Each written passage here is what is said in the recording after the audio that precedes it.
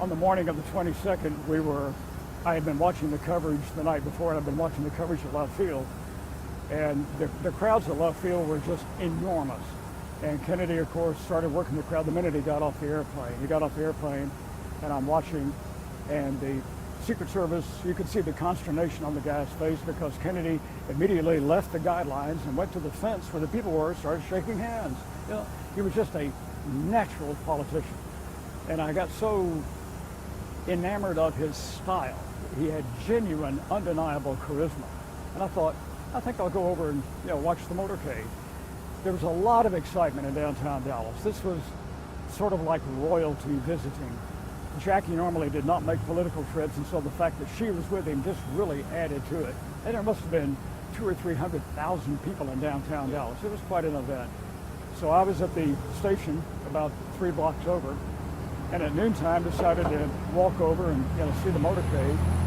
The guy from the sales department, as I was leaving, he said, "Where are you going?" I said, "I think I'm going to go over and watch a little bit of the motorcade. You want to go?" And I started walking over, and I kept looking up at all of these building tops and all of these windows, and there were a lot of open windows. And I remember commenting, "I wonder how they secure all of this." You actually commented on it. I did, and about a block away, I turned to my colleague and I said, if there were going to be anything like an assassination attempt, it would be here. I don't know why I said that, because none of us really anticipated anything.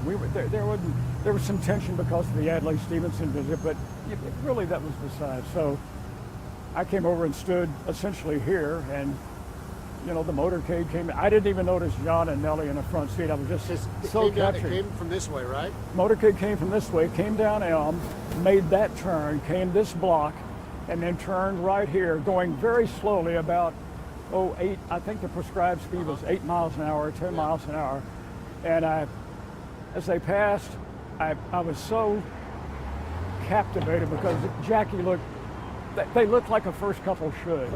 And Jackie had this little, wave, and Mr. Kennedy would brush the hair out of his face, and then he had this sort of wave, and as they turned, I think I took a couple of steps over and said something like, "Hey, welcome to Dallas, Mr. President." And they turned the corner, and then boom, just like, they you were. have it marked off with X's, right? Well, yeah, that's the second shot and the third shot. The first shot, they were right about, with the lamppost. And, you hear it, and it was coming from straight in front and above, and, your reaction is, that's not a shot. That doesn't happen in your hometown. That can't. And I thought, well, if that's a firecracker, and then boom, then it was obvious what was happening, and I had glanced up on the first shot. The guys were hanging out of the 5th floor up there looking, up. And to this day, I couldn't tell you if I saw the rifle barrel or not. But on the second shot, it was pretty obvious that Kennedy had been hit. But he didn't slump forward. His hands sort of went up, like this to his chin. And he went a little bit that way. And Jackie was coming out of her seat and screaming. And then just in a matter of a split second, the third shot, and Kennedy then went back and forth. And Jackie, that's when Clint Hill, after the first shot really, he ran forward and went over the left rear fender of the limo and pushed the Kennedys down. And he was giving thumbs down to the guys in back, indicating it's bad, and he was screaming at the driver, "Go." And right after the third shot, Jackie was screaming, "Oh my God, they killed." She was actually, when Clint went over the left rear fender, she was up on the back. And it was erroneously reported that she was trying to get out of the car, and she was not. She was really trying to retrieve that massive piece of skull that had blown off of her husband's head, and nobody knew that at the time. And then the car, right after the third shot, the limo paused momentarily and then took off, and the guys in the front seat turned around, and they were looking up and back. They were not looking at the ground. They weren't looking at the hill. They were looking up at the window and, you know, pointing like that.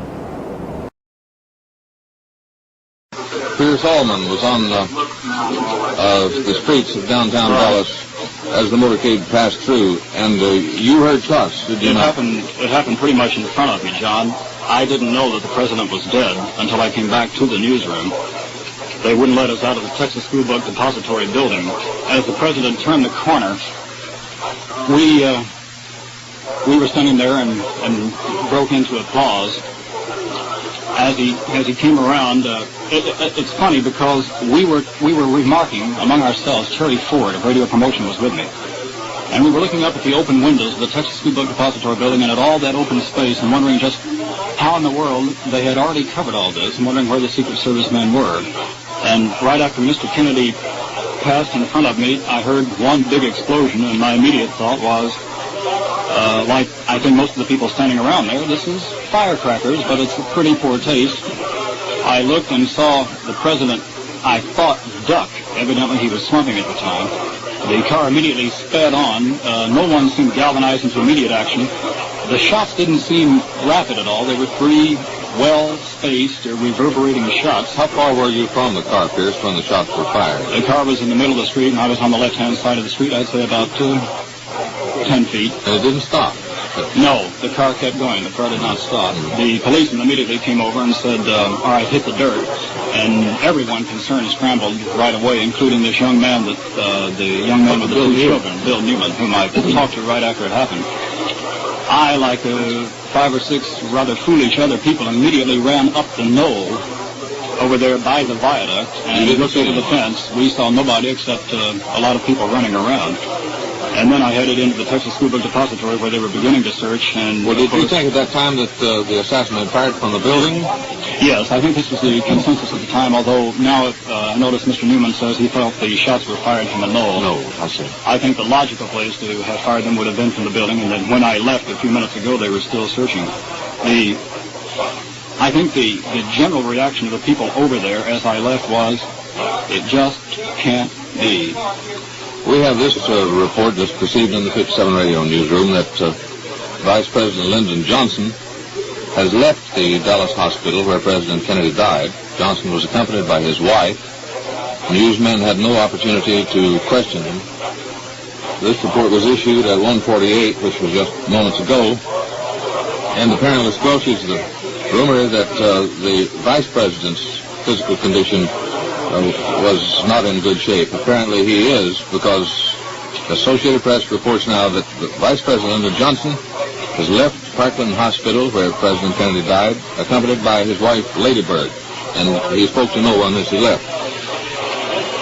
Pierce, how many shots did you hear? You heard 3 shots. I heard 3 well-spaced shots. Do you think that the shots were returned? Could it be that the assassin fired 1 or 2 shots and possibly one was fired in return, or do you think that all 3 came from the John, same gun? this is possible. However, the 3 I heard a boom, and then a space, and then another boom, and it was not until after the third distinct sound, this third boom, that police were able to draw their revolvers and start firing in return. And of course, it was when they actually were reluctant to fire. I imagine there were a few shots exchanged. I don't remember, frankly, but they were reluctant probably because of all the crowds around.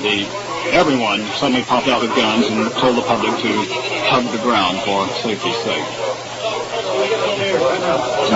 John, we just received word from Ron Ryland in the mobile unit that police have a suspect. They picked him up in the Texas Theater. He has a gun. They are taking him to the main station now. And we call in now Ron Ryland for a report from WFA's mobile unit on that. Dallas police have taken into custody a white male found in the Texas Theater. The man is believed to be a suspect in the recent shooting of a police officer at 10th and Crawford in Oak Cliff. A witness at the scene of the killing said that the police officer talked briefly with the young man, and the young man then shot the police officer twice through the head. After a furious search up and down Jefferson Avenue, the officers finally found the suspect that they have taken into custody in the Jefferson Theater, armed with a weapon. He is now en route to the Central Police Station. From the scene, this is Vic Robertson reporting for WFAA News. Well, apparently the assassin has been apprehended. We have no official confirmation of that, but apparently he was the one.